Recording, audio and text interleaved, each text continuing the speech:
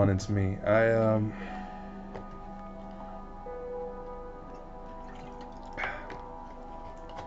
wanted to do this video log because there's been a couple things that happened today that kind of fit in with the theme from the earlier episode of Special So the Strange, where I talked about trying to understand how people react and how people are because of certain things that happen in their life, and how they may behave because they have certain things going on. See, what happened today was, I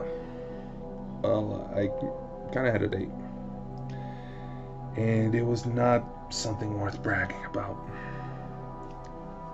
Basically, a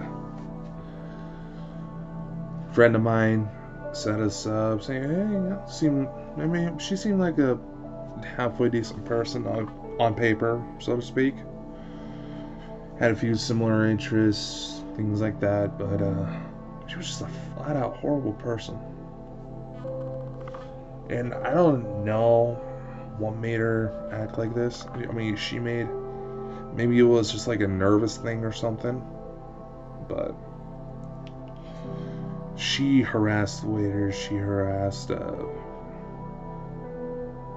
guy was in a wheelchair.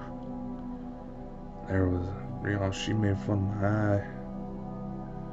And it wasn't, I can understand, harmless little, pokes here and there. If it's, someone you have established a relationship with and it's not going to bother them. But,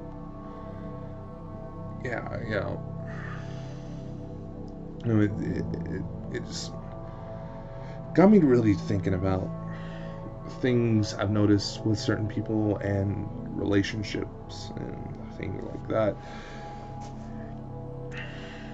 I've had my fair spiel of bad relationships, but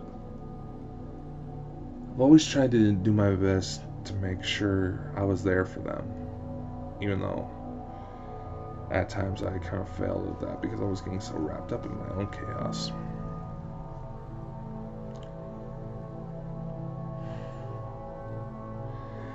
And I just go through my day to day. I listen to some of the messages some people send me in order to get my help on certain matters, and I just happen to notice a lot of patterns. There's so many people that are just looking for relationships as if they were an object, they were like it's easy to replace. It's like a cell phone, for example. It's like, no, my head's cut off. Okay, that's better. So many people, and it's not just like young kids or people in my age group. People in their teens, 20s, 30s, 40s, 50s, 60s. I mean, hell, even people in their 70s. Where things just seem to fall apart because they're treating relationships with other people as like materialistic things. And in some of these cases, you have to be somewhat relieved, in my opinion. So, for example, there's this one guy who recently had to go break it off with him, but I couldn't really feel too sorry for him because he's a flat out jerk to women. Tries to possess them, own them, things like that.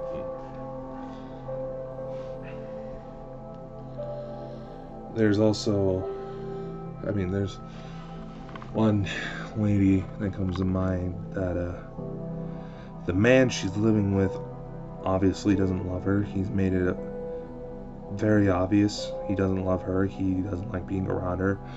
But the only reason that he stays around is because she blackmailed him with child support payments because they had 2 children together.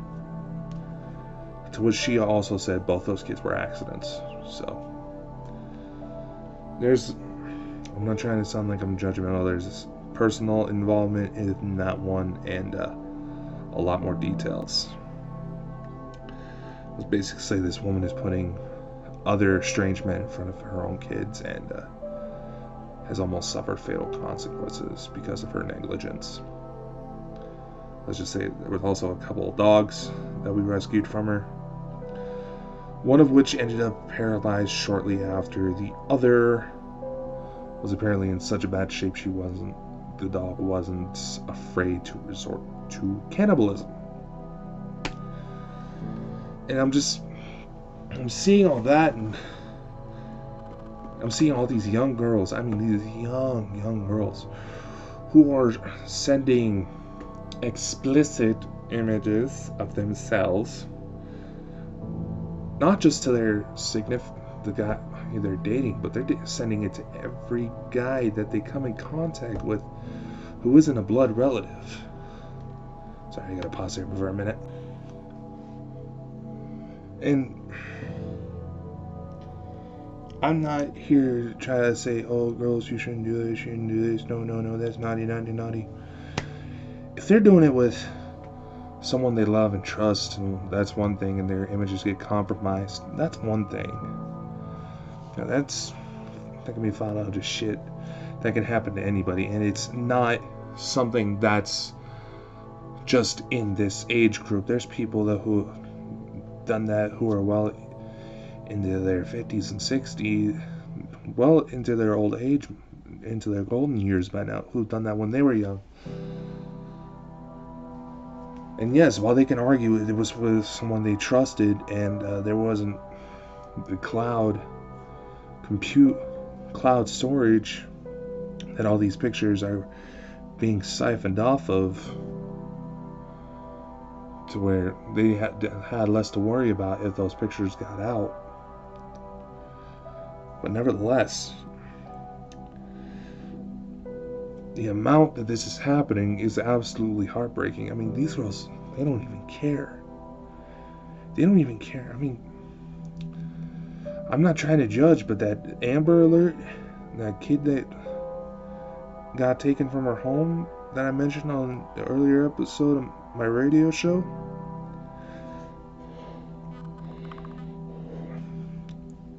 part of me can't help but wonder if there's a similar situation there.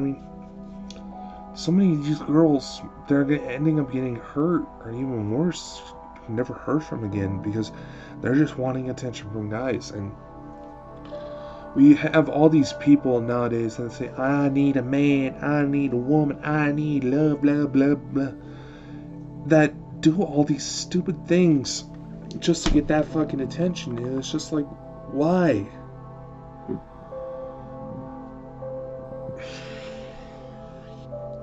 It is absolutely heartbreaking to watch,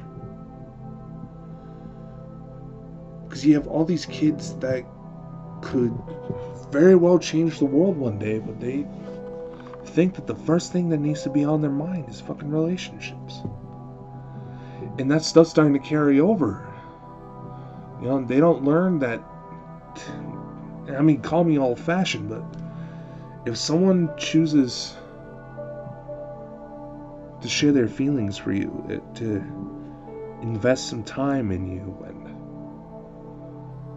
learn from you, that's something to really cherish. That shouldn't be something that should be gone to waste. I'm a guy, I've made some stupid mistakes, and there's one young lady in particular who made me realize that if I was gonna grow and become a better person, that there were still some things I needed to get over. And running the risk of her seeing this, we did date for a little bit, and the honest truth is there was nobody that really made me feel the way she did. I felt some of you who follow my adventure know that I was engaged at one point. Briefly, but she lost her life This young lady I'm talking about, I'm running this at the risk that she might see this, so I'm just gonna flat out say it. Yeah, we dated a while back. There's no one that made me feel as strongly as she did, and even though we've gone our separate ways a bit, I'm still in love with her.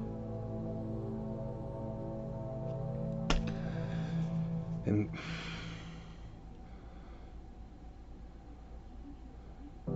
it was, I'll admit it, towards the end of the relationship, I was starting to be kind of clingy and essentially starting to become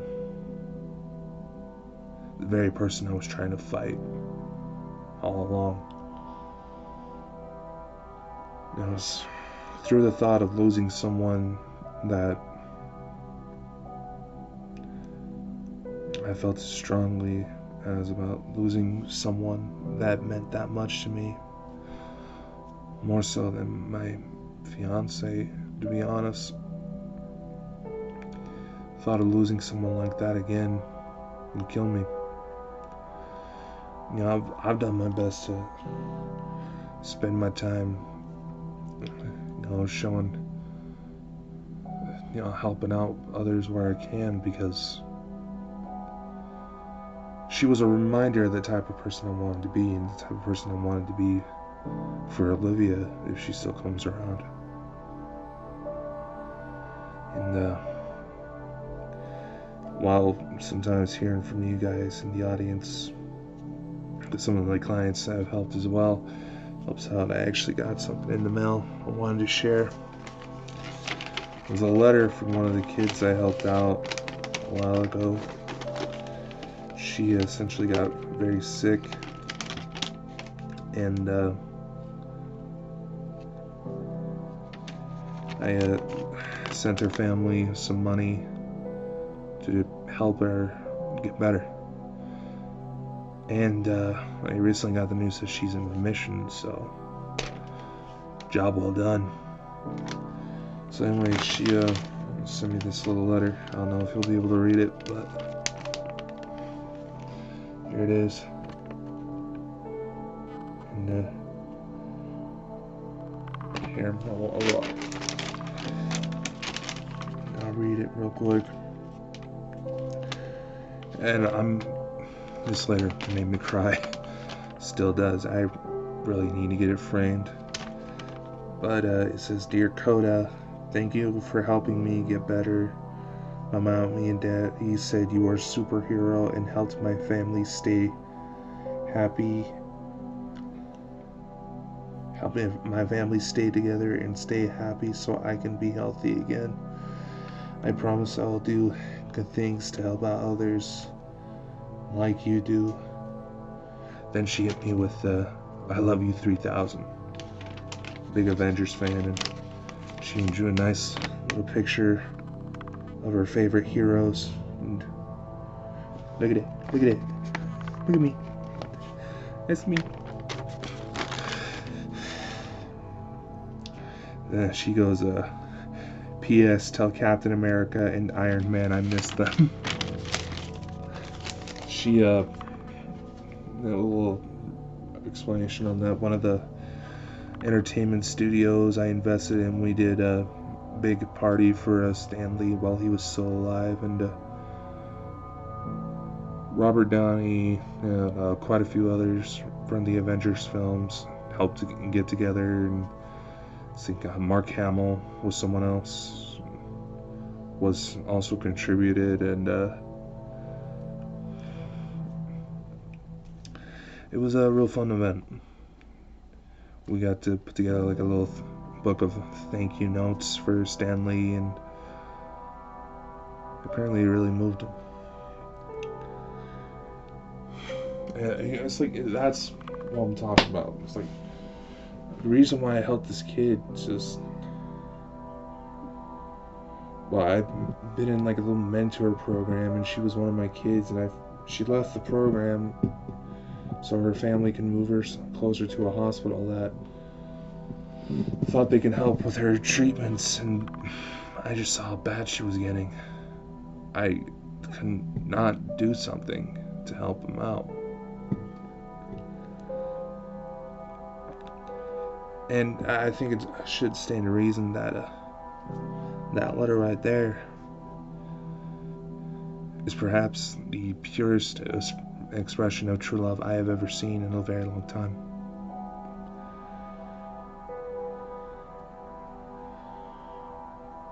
And that one girl I was mentioning, that kind of opened my eyes a bit about the type of person I was becoming. She was the one that inspired me to try to pursue that little child mentor thing. I'm glad she did. I don't want a big risk of running my mouth like this on video and putting it out on YouTube, but I don't care anymore. I told myself I was going to start being more honest about myself, my feelings, my past. And that's why I put that little book trailer together to kind of promote my latest project, which is kind of a Letters Through Time thing. And you may wonder, how does this all tie into like your exorcism episode? Well, it's because I noticed a lot of patterns that in some of the more severe, quote-unquote, paranormal cases, that personal trauma is what brings in these demons, the real ones and the metaphorical variety. And it's just this constant, this seemingly growing number of unkindness and lust over love, and allowing ourselves to harm others for our own benefit. That may contribute to the so-called growing numbers in possession cases. But in reality, it's perhaps now more than ever we need to stop listening to what the news outlets tell us to do and just be kind to one another. I mean, all these things we're choosing to argue over have no meaning in the big picture.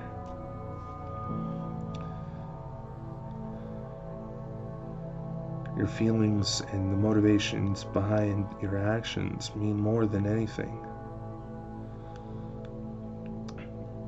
We're living in times that can really define who we are as people, and we're choosing to harm others when simply showing acts of kindness, being there and trying to, in a way, support yourself as a role model for others to overcome their own battles can get you so much farther in life, and can end up really defining who you are when it's time to meet your maker. Meet your maker. So I just wanted to share those thoughts real quick. Like I said, love genuinely, without reason. Show kindness in others and in your surroundings. Show kindness to yourself. Then perhaps a lot of these problems that we see nowadays in our so-called society could be completely eradicated. Those are my thoughts for tonight. Please do check out the trailer for my upcoming book, Dear Coda. Might try to get one of those end screen. You might see something pop up to where it's a video suggestion for it. There's also, as well as one generated by YouTube. Like, subscribe, please share to help get these messages out to more people. Because social media tends to put the chokehold on the little guys. And us little guys could use all the help we can get to get our message across. So, Be sure to like, subscribe, comment if you have any comments. Comment if you got something to say. All I ask is that you be respectful to one another. See you later, and you have a fabulous weekend.